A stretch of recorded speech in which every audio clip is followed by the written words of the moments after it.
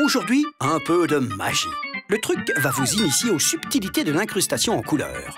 Il s'agit d'un effet spécial qui consiste à réunir des plans tournés séparément pour n'en faire plus qu'un. Totalement surréaliste ou incroyablement réaliste, cette technique offre d'innombrables possibilités.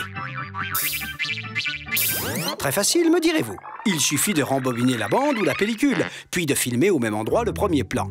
En vidéo, vous effacerez ce qui précédait, et en film, vous obtiendrez une surimpression, mais pas une incrustation.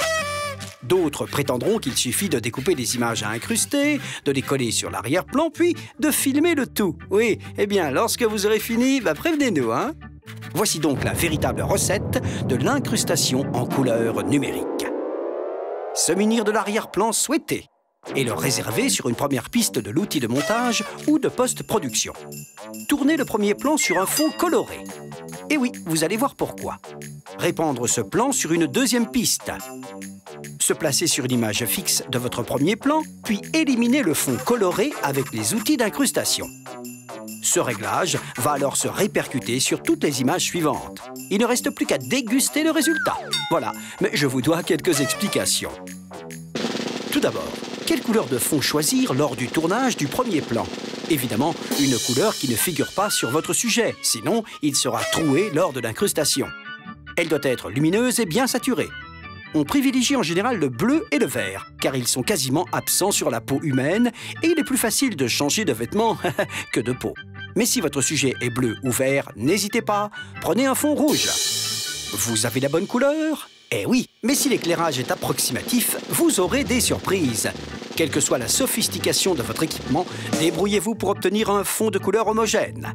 Éloignez votre sujet du fond pour éviter les ombres portées et les reflets de couleur le plus souvent malvenus. Revenons maintenant sur nos outils d'incrustation, les incrustateurs. En général, la méthode est la suivante. On prélève tout d'abord un échantillon de la couleur à éliminer avec une pipette virtuelle.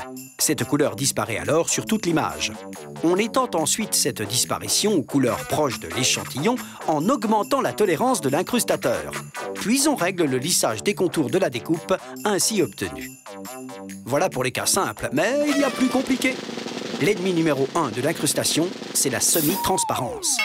Ainsi, cette chevelure ébouriffante sera extrêmement difficile à incruster avec une méthode classique, car le fond bleu se voit à travers les poils. Il vous faudra utiliser des incrustateurs sophistiqués tels que l'Ultimate pour vous en sortir. Sachez enfin qu'une incrustation fournit une découpe dont le remplissage peut être différent du sujet qui la génère. Si vous disposez d'une troisième source d'image, c'est l'occasion d'en profiter. Attention quand même à ne pas en abuser. On récapitule. L'incrustation numérique en couleur permet de réunir deux plans tournés séparément. Le premier plan est tourné sur un fond coloré, de préférence bleu ou vert, convenablement éclairé. Un incrustateur permet alors d'éliminer le fond coloré pour faire apparaître l'arrière-plan. À bientôt pour un nouveau truc!